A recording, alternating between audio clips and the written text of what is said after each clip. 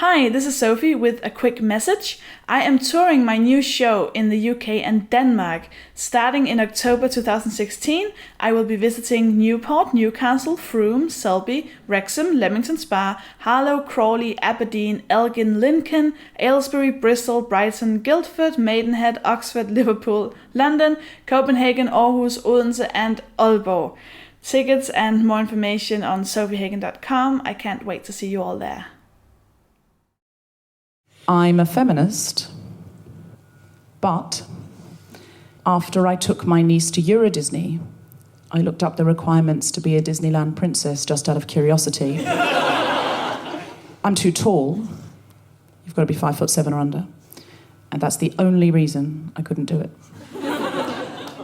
But I also read that former Disney princesses have stated in their blogs that there are very strict rules on telling anyone which princess you play.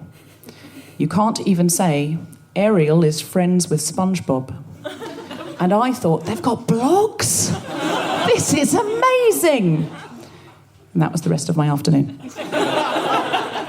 That is quite amazing. Right, I'm reading out submissions from you guys, from the listeners.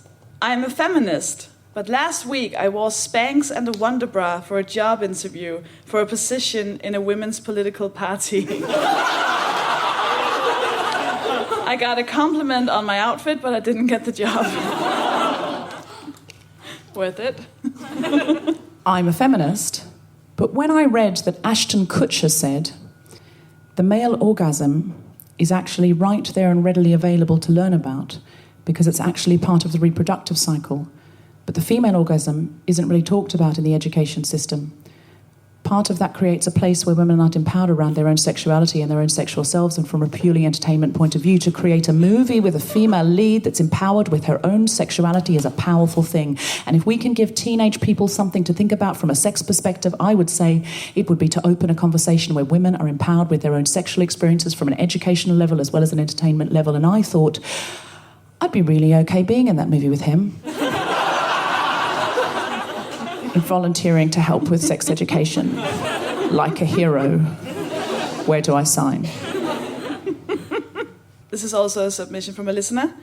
I'm a feminist, but when I found out that the right-wing tabloid Daily Mail newspaper coined the term suffragette, I used it as an excuse to go and look at their online entertainment website and read a story about J-Lo's love life. I'm a feminist.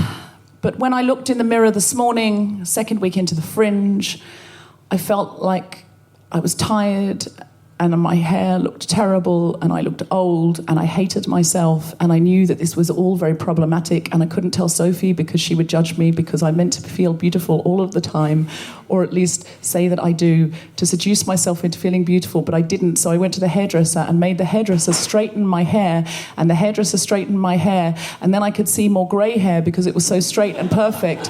And then I thought I look even older and the lights were shining down on me, making me feel terrible, like, look at my skin, what is the point of anything? And everyone at the Fringe is younger than me and they're all like, oh, yeah, I don't remember that person because they're before my time. And I'm like, what, am I the fucking Time Lord of the Fringe? How many years have I been here? I totally hate myself and I'm sick of all of this. This is so boring, and why do I even care about my stupid hair? And if you could see like 3 grey hairs on the side, but I do and I shouldn't, and I'm sick of it and I don't care anymore, and I'm a feminist, but whatever, I can't be all of the things all of the time. I hate the Fringe. No one knows how to react. They're like, hey, how? Does she need help? Should we call a mental health professional? Yeah. That's honestly how I felt this morning. I was like, I got so confused in my head, like, oh, I'm in show business, I need to have shiny hair. But I'm a feminist, so it shouldn't matter.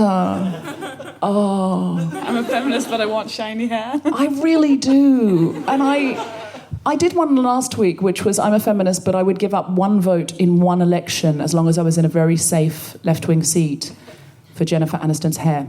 I mean, if my vote's not going to count, I'm just saying, who's that hurting? Jennifer Aniston's hair for life. Who would, just with me, just go, if you would switch 1 vote that didn't count because you knew you were in a safe seat for your predilection? And that's, if you don't know, that's the vote that people died so that you could get. Yeah, no.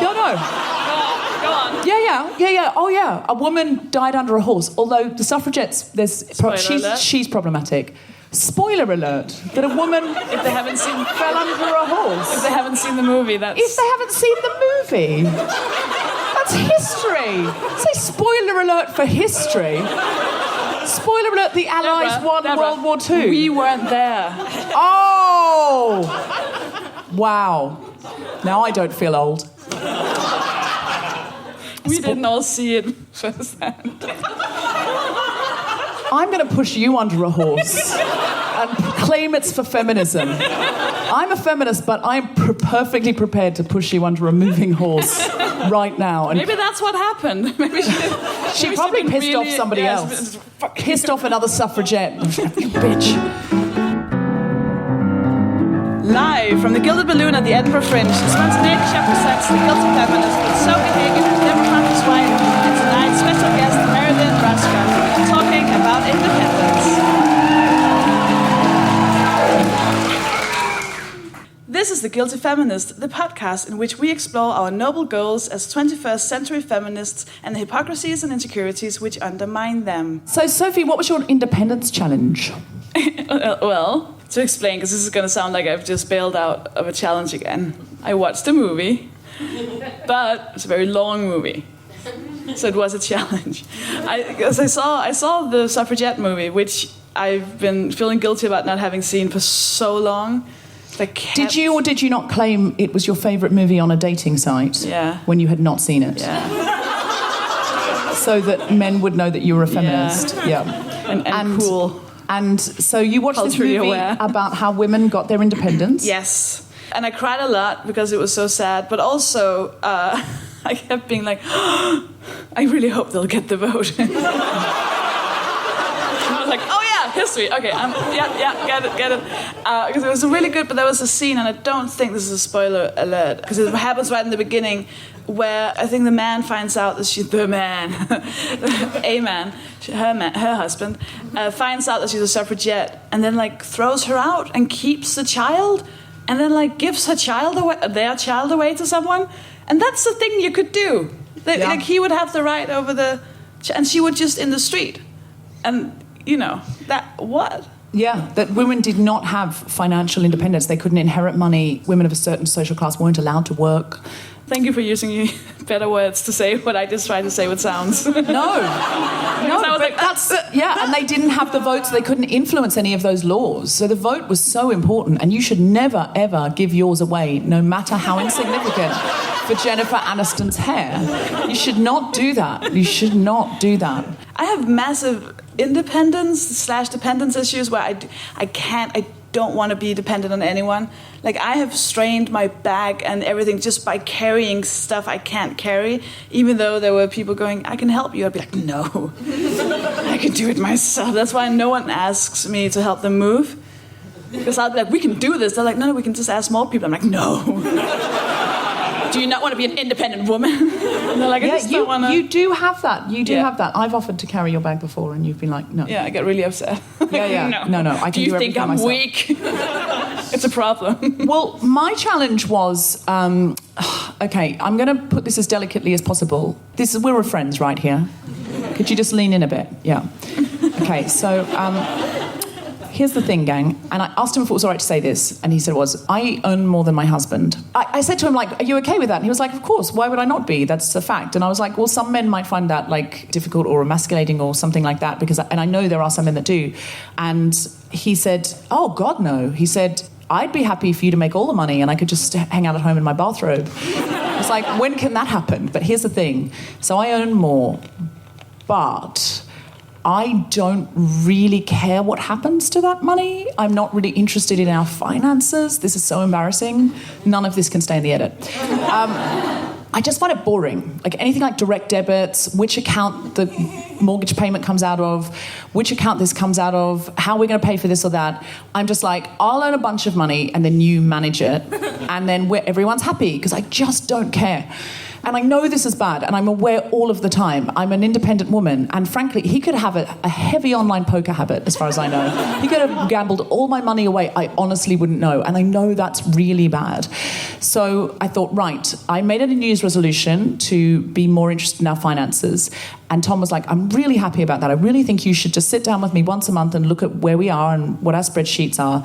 And I've never done that. I did not once. Every time he suggested it, I was like, oh, I'm watching Dragon's Den. And so boring. And so we then have a situation where we're renovating, so we're shifting money around, taking money off our mortgage to pay off a home improvement loan.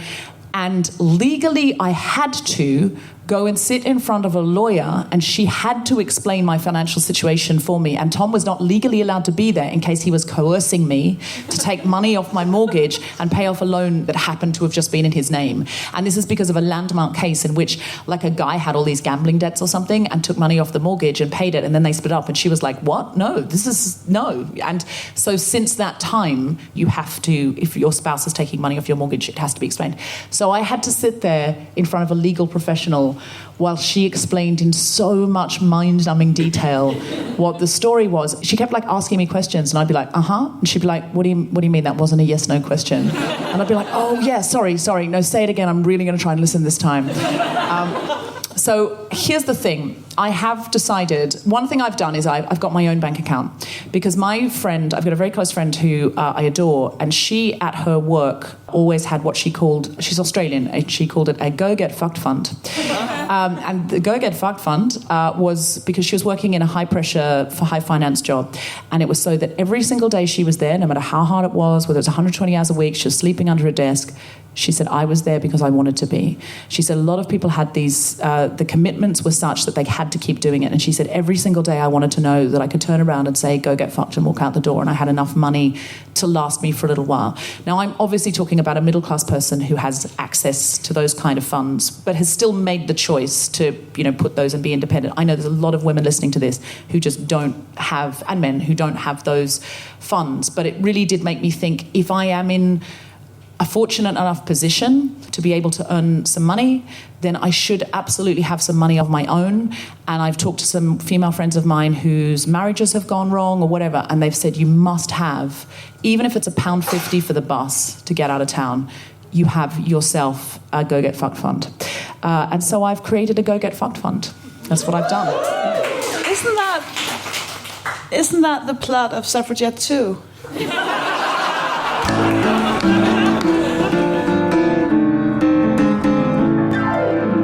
To see some stand-up comedy? Yeah! Please welcome to the stage Deborah Frances-White!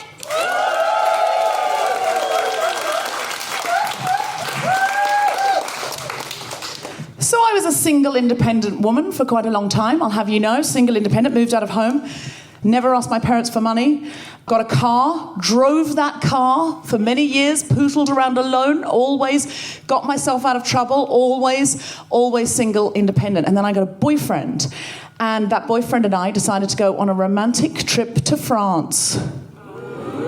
That is the correct response, and the one that I made. And we're driving through France and having a lovely time. J'adore. And then we get a flat tire. And I turn to my boyfriend and I'm like, well, you're driving. You should change the tire. That's the reason. That's the rules. Driver changes the tire. And he said, I've just got my driver's license. I don't know how to change a tire. And he was like, but you must, because you've been driving for years. And I was like, sure. Look, I'll be honest with you. I don't know how to change a tyre, but I know how to get a man to change a tyre for me. And that is the equivalent skill. The tyre is still changed, isn't it? And he said, no, it is not the equivalent skill. That is not the words of an independent woman. And I said, can you change the tyre? And he said, no. And I said, then we're going with my skill. I said, here's the problem, though. I know how to get a man to change a tyre for me, but not if you're here. Because no man wants to change a tyre for a woman standing next to an able-bodied man. It's just the way it works. You, sir, In the front row. What's your name? Jim. You'd change my tyre for me if I needed it, right? But if I had a man with me, would you be so inclined? Probably not. Exactly. Jim, Exhibit A. You, sir, third row. You'd change my tyre, wouldn't you? But if I had a man next to me, an able-bodied man next to me, would you be so keen? Yeah, why not? I can't actually change a tyre. You can't change your tyre. Sorry? YouTube tutorials. You would get a YouTube tutorial for me. Would you show it to me and make me do it? Or would you read out the instructions, or would you get down on your knees and change the tyre? The last option, would you be you on your knees, change it? Would be my first option. So it's interesting. We don't have much in common, but we'll make it work. So I said to my boyfriend, I can get a man to change a tyre for me, but not if you're here. You are going to have to go and hide.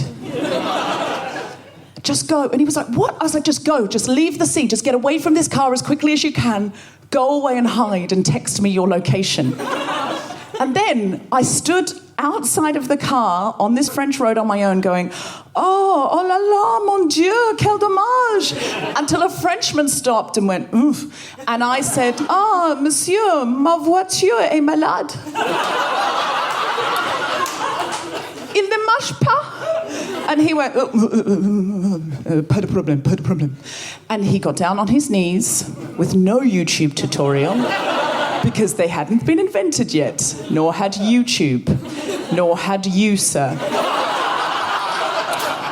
And he got down on his knees and he fixed it, and then I tried to pay him, and I was like, 20 euros, 30 euros, and he was like, no. Pour la belle femme. Yep. And I was like, merci. And I got in the car, and I drove away, and I picked my boyfriend up under a bridge.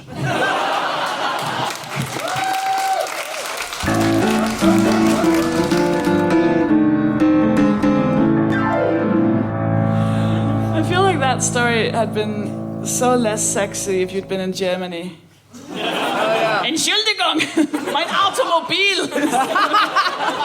Yeah, a lot of things sound more aggressive in German. Für die Mädchen, ja. I don't speak enough German to Well, get I don't speak any French, so I had to guess what that okay. was. I said my car is sick, which is what I literally said, because I couldn't remember the word for broken. Oh, that's so cute. My car is sick. And, he sir, thought it was adorable. I would use that turn of phrase you knew again. all the words for my car's broken down. You're like, sick. my car's sick. It has sniffles. My car's having sniffles. It did work. Listen, I'm not proud of that story. I'm a little bit proud of it. No, I wouldn't do that now. I would love it if men just had a YouTube tutorial link printed on this little business cards, and then when women were like, they'd just be like, here you go. Teach a man to fish. Shall we bring on our guest? I think so. Ladies and gentlemen, she's doing a wonderful show here at the Fringe, which really inspired us today to talk about independence. She was in a very famous TV show you might have heard of called 24. Thank you. She's an incredible stand-up comedian. Please, a big round of applause for Mary Lynn Rajskub.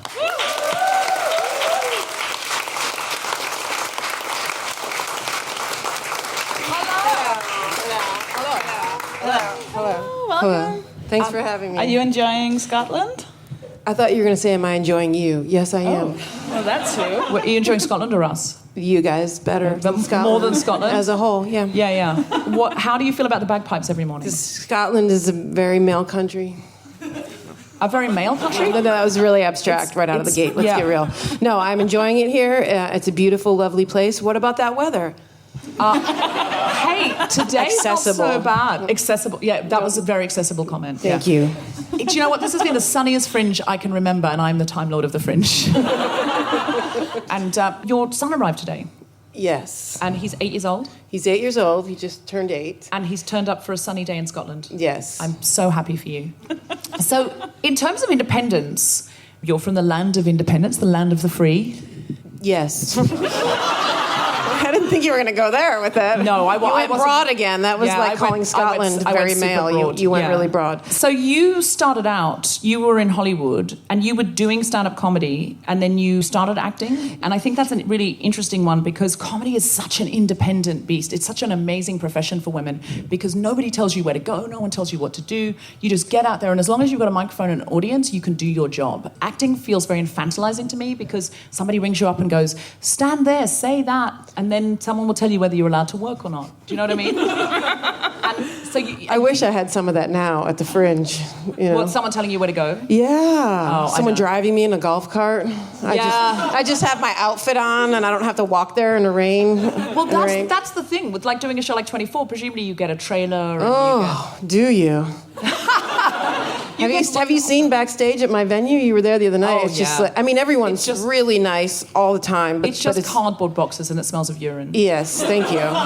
Thank you for saying what I could not. Yes. I don't mean to sound like a diva, but... No, that's backstage at the Fringe. There's literally a banana peel back waiting there. for you to sit on. A comedy banana peel. And there's a bench, like a seat, and there was a dustbin with like cigarette butts in it on top of the... It's just a community space backstage, and I'm really doing it independently on my own at the Fringe. You Help me. Yeah. But you really are, like, when you left 24, which was presumably was this big franchise, it was a very masculine franchise. It was all about Jack Bauer punching people, really, wasn't it? And torturing people. Spoiler alert. I have yet to see it, and now I feel like you've ruined everything. It's a real historical show, so please don't. That's the real history. It's in many ways the history of the suffragettes. So Kiefer Sutherland goes around sort of being angry and sort of, it's a show really about toxic masculinity in many ways. and you're I'm not allowed to say that, but I enjoy you saying that very much. I don't know why I'm not allowed to say that. I really don't get paid from the show anymore, but I don't want to. Yeah, because there's a lot of people that like love the show, and that it does occupy this space of like, for right or wrong, he's gonna do what's right, no matter he'll torture Even if somebody it's to wrong. get it. Yeah, even if it's wrong, Yeah.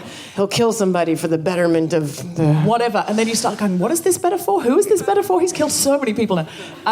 But you played a very clever person in that, a clever woman who was very computer literate, yes? Yes, I was very lucky in the process of that show. It had been on the air for a couple of years, and I only did comedy before that, and I got called into audition, and I said no, because I had a bad audition for CSI, because I went in, and it was like to play girl who got raped, number 2. They have those parts on the show. It's not my fault. And I went into the room, and I was like, hey, guys, what's up? And then they didn't like me for that part, because I didn't know how to act dramatically. My point is, then I got called in for 24, and I was very lucky. The producer said he was going to write a part for me, and it was incredibly validating as an actor, but I didn't think it would happen, and then wrote the part of computer genius number 2. She had a name. Chloe O'Brien, very popular You probably made character. that show pass the Bechdel test. Did you ever speak to Let's another go. woman in that show? Did you ever get to speak to another woman? Yes, I did. Did she have a name? Yes. Did you talk about something other than Jack Bauer? Oh, so close. Yeah. You did. Did you talk about computers or yes. things? You made that show pass the Bechdel test. I don't know if I personally did, but I was present for it. Yeah, you can't pass the Bechdel test on your own. You've got to pass it with another woman, because that's how it works. You've got to have a conversation. I think where I was going in telling you the whole backstory was that I played a character that people found very annoying at first, because I was sort of rude and socially awkward, and then they started writing me helping Jack Bauer, and that's when like the tide turned and people started to enjoy my character. But the whole thing was a bit of a fluke, where I signed on for 6 episodes, and I thought, oh, they're going to fire me, and then it just, I became indispensable to him. Way to go. So if you have a part like that, make yourself indispensable to the man, and then they will keep you. It's true, though, there's a real problem with female characters. I know this is not what we're meant to be talking about, but there's a real problem with female characters being unlikable. I'm doing air quotes if you're at home. Like Breaking Bad, where The wife? Yeah, like Skylar. He's like cooking crystal meth and bringing bad guys to their house, endangering the whole children. And then she's like, can you stop doing that? And everyone's like, she's such a bitch. I Yeah, it's seriously, weird, that actress got hate mail. That actress got hate mail, not the character. it's a strange thing with that, the narrative in that show in particular can do, because you do root for him to be evil, and she was just sort of an impediment to that, of like bringing him into the real world, you know. And their baby was a prop. It was always him going, oh, but I got to go make more meth. You know, he would always have those moments like with the child. So the family unit became like, oh, that's a downer, like boo. Yeah. And then everybody liked her when she started helping him. Yeah. Although even then, a lot of people were like, I don't like the way she's helping. We don't need her. Yeah. You talked about in the show going, okay, I'm going to go back on the road and be a stand-up comedian. Yes. And a lot of people just go, I'll just do commercials and stuff, or they'll just find a way to make money doing something safe. And to go on the road, it's like, it's such an independent decision. Yeah, I don't know what I was thinking. It was really hard. Do you find being on the road, Sofie, like as a comedian, like there's so much to manage and do, there's so much frustration, there's so much inconvenience. You kind of take on the world when you tour, don't you?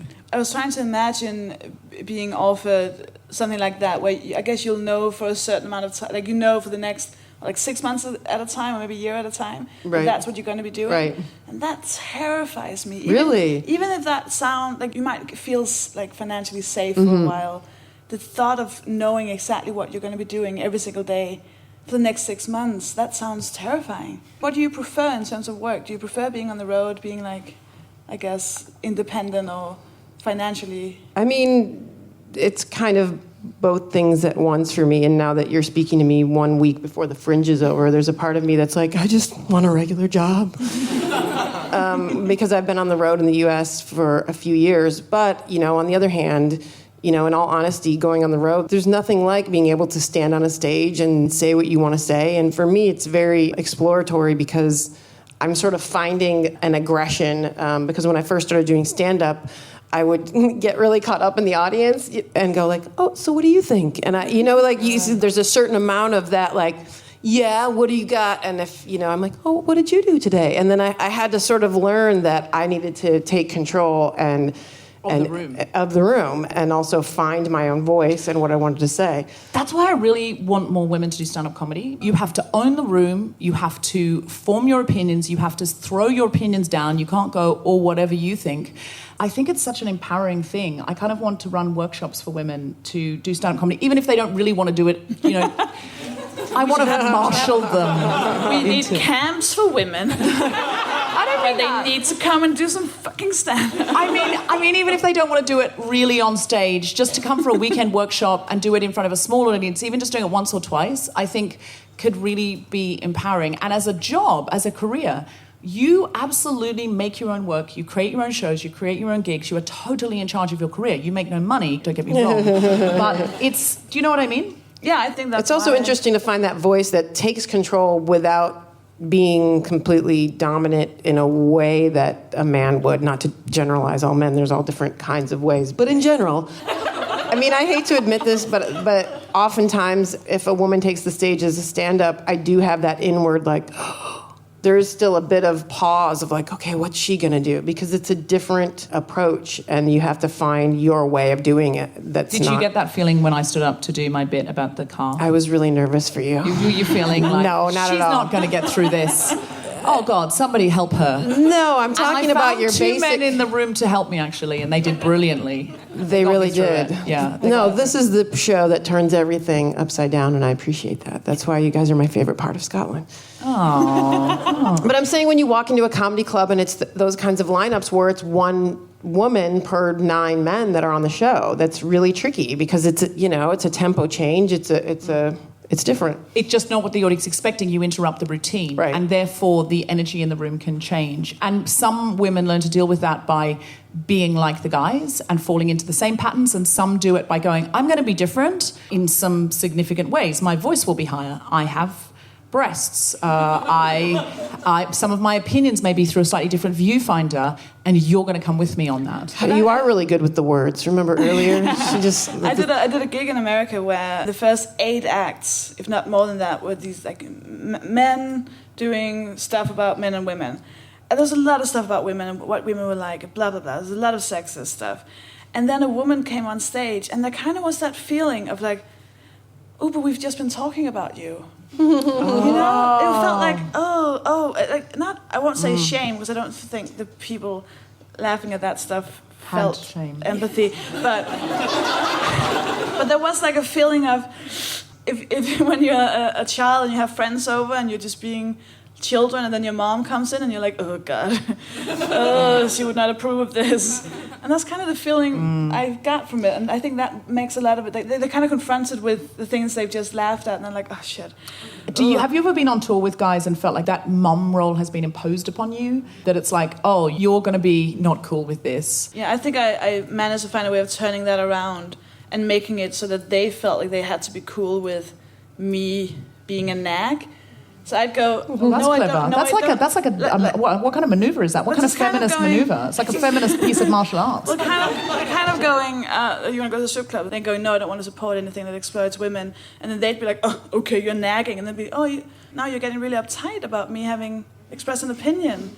Ooh, that's not very, I feel like you're nagging me right now. And then they have to be like, oh, no, I'm fine. No, what? Oh, yeah, you're right. Maybe it is exploding. Oh, that is such a good piece of... I really need you to come on my stand-up workshop to teach us that maneuver. The enforced stand-up workshop that I am... Listen, I am going to strongly encourage them to do it.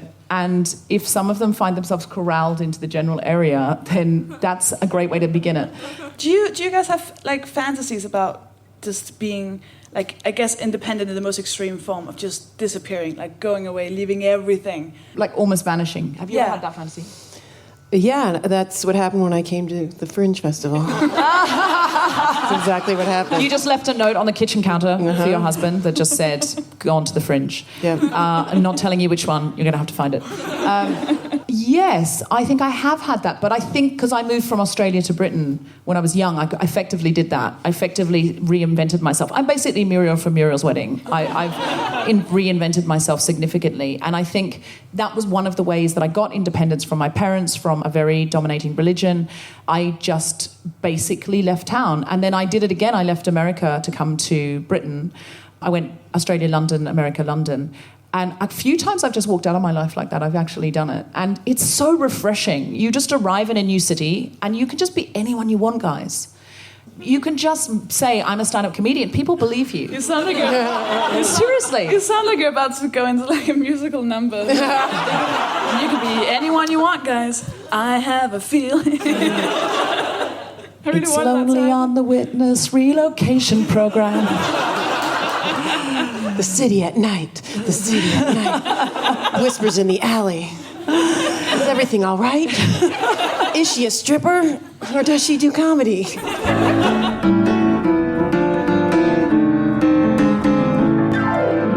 we take some questions? Yes, let's take some questions from the audience. While you're thinking of a question, I'm going to ask you guys, how much were you raised to be independent? And how much did you have an idea, either from your parents or from movies, that you were going to be supported and you were going to get married and have kids and that there would be a level of dependence about your adult life? Well, I was going to ask you about your leaving. Did you feel when you were growing up that you weren't supposed to leave? Like, growing up in the Midwest, for me, it was... people don't really leave. But I also can relate to, don't hold my bags, I don't need anything, but still you're supposed to stay within your family and do what everybody else has done. Yes, a lot of people, when I went to my school reunion, a lot of people had never left that beach town in Australia, and that's absolutely validly their choice, and some of them listen to this podcast, and hey guys.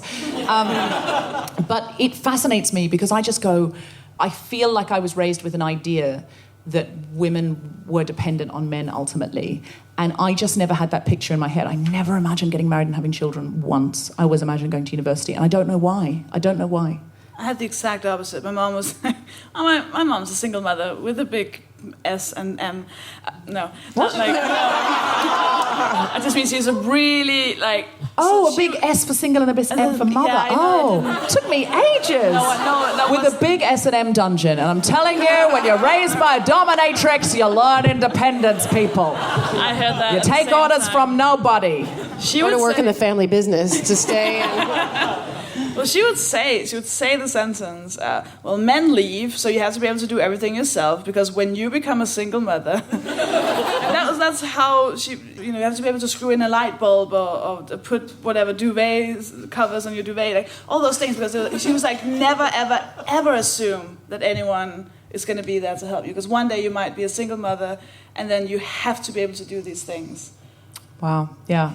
To be fair, I can do a duvet and a light bulb. I don't want to do a duvet. No, ever. but... sorry, question from the balcony. Ooh, balcony. Hello. Hello. When's the workshop? Oh. Do you know what? I'm going to commit to spring 2017 because I've got a long enough lead time. I want to do 2 workshops. I want to do one which is women doing famous speeches from history. Hey! Hello. This is Valentine. He's a really cool dude. And the first man on our podcast. First man on our podcast. And he's very, very independent. Extraordinarily so. Hello, Valentine. Do you want your mum back? Are you a bit bored of this? Yeah. No, give it 5 stars. Fair enough, yeah. As long as you're not reviewing it, I'm all good with it. Yeah, I want to do a workshop where women do famous speeches from history, because it's really hard to say, I've sort of got a dream. Not sure if it's worth mentioning. And I want women to have to read these out, because it changes your physicality, it changes your voice, and it really gives you a buzz as well. It makes you feel amazing. And I want to do some stand-up comedy workshops. And also we want to get Jessamine Stanley back to do yoga workshops as well. Yeah. Do we have time for one more question? Hi there. Hello. I just think when we think about independence, we need to think about it as independence from the patriarchy, Yes. while thinking about interdependence on feminists. So, fellow feminists, we can depend on each other and we can work together to do lots of useful things. We need to get away from an individualist idea of independence, which is a neoliberal, patriarchal system. That is such a good point, and I really wish you were doing this podcast now. That's way better than anything any of us said. You know what we're going to do? We're going to cut that out, and then we're going to do a whole new episode where we're going to be saying that. Yeah. What's your name? Ailey. Are you an academic, Ailey? Kind of. What do you do? I'm doing a PhD. A PhD. So you Kind are of. an academic. For fuck's sake. The woman who just said that, and everyone went, "Oh, that was good." Are you an academic? Kind of. I'm working on my GED. Say it like a man. Are you an academic? Yes, you are. You're doing a PhD. What's your surname, Ailey? Hull. You'll soon be Dr. Hull? Hopefully, yeah. Yes? Not hopefully. Not hopefully. You will be a doctor, Dr. Hull. What's your PhD in? So I'm doing a PhD in feminist literature and culture in America for a Mexican-American feminist. So the reason I thought about it is in Latina culture in general, in the United States, there's a system called the comadres, which literally means co-mothers, but it's also sisterhood, and it's about helping out other feminists and other women, whereby collectively they get a lot more done than if they have an individualist standpoint. So that was what it made me think of, so that's, yeah. Great. So This what... whole thing must have been so frustrating for I was you. just thinking that. I was just going to ask you, were you just sitting there like knock it off? Making jokes about stand-up? We need to be independent, of course we do. Yes. We also can be interdependent. On No, yeah, this is the next This is the stage. next phase. So independent from the patriarchy, but interdependent on each other. So it turns out my stand-up workshops are a great idea. Thank you, Sophie. Your cams. So, yes, my mandatory stand-up workshops are super feminist, as it turns out. My compulsory workshops. We're going to move in together for the rest of the Fringe, right? Yeah, I feel strongly about that. Cool. I feel our periods have already synced just sitting up here. And definitely mine's just synced with yours. I don't know if Ailey. that's what she meant, but I feel it too. I feel like, I feel it is what she meant. It is what you meant, isn't it? The syncing. Yeah. I hope that's part of your thesis. Although I did recently talk to a feminist academic who told me that her organisation was a parasite organisation. She was a parasite feminist, and she parasited onto the patriarchy. So she had an art exhibition in a very, very traditional, very male art gallery in Dublin. And she said, I'm using their resources, I'm making space for myself here, I'm making them pay for stuff. And she said, what parasites do is they suck the blood of the host and then ultimately use their resources and kill them. And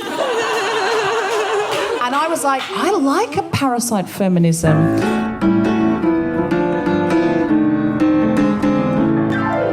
This is a really, really good point. And you can join the Guilty Feminist podcast Facebook group, because that is where we do our Interdependence here at the Guilty Feminist. But also I was talking to someone in Scotland last night and they were telling me about all these amazing other organisations here that we could get involved with and just do that thing where we patchwork quilt up and build out and encourage each other to say, yes, I am an academic, and yes, I'm going to do this, and yes, I'm definitely coming to that workshop. So Mary Lynn Rajskub has been an amazing guest. Thank you very much. Big round of applause for Mary Lynn Rajskub. Thanks for having me. Mary Lynn, what would you like to plug? On Twitter, my whole name, MaryLyn, and RAJSKUB, my whole name on Twitter. So you're at Mary Lynn Rajskub. Follow me and help me stay feminist. Okay, so everybody now has a responsibility. If you don't follow Mary Lynn, she may stop being a feminist. I feel like that's the case. That's the case. The hammer's coming down, right? Yeah. Mary Lynn, if you're listening at home, is pointing at her son, who's very much wanting to go and watch a cool kids show. And we don't blame him. He's done amazingly well. Big round of applause for Valentine for sticking through this. Well, Valentine is our youngest Guilty Feminist, and he has been amazing. And I really want to buy him ice cream now, or something. Can I buy you something? It's the way I show love. It's the way. Can I have an ice cream? Of course you can, Soph. Of course you can. What would you like to plug, Sophie? I've started a podcast called Made of Human. I chat to people one-on-one, the people I like, people I find interesting. I've had Josie Long, Katie Brand, Bisha Kayali, Desiree Birch, we're seeing on Wednesday as well. And it's just me talking to people about how they function as people. Like me being a bit of an introvert and a bit of a weirdo, talking to people about their weirdnesses and how they cope with being human. And then I suggest that you all find us on Twitter at GuiltFemPod. And we're on Instagram at The Guilty Feminist. Yes? iTunes, 5-star review. Do it. Or as many stars as you feel it deserves. I tried to say it really assertively so you wouldn't say that. Yeah. 5-star. Do it. Or the stars you'd like to give it. You have been listening to The Guilty Feminist with me, Sofie Hagen, Deborah Frances-White, and our special guest, Mary Lynn Rajskub. The recording engineer was Gary Boyle. Music was by Mark Hodge. The producer was Tom Zelinsky for the Spontaneity Show. Thanks to everyone at The Gilded Balloon, Anne Swadler, and everyone on Search TV, as well as all of you for listening. For more information about this and other episodes, visit guiltyfeminist.com.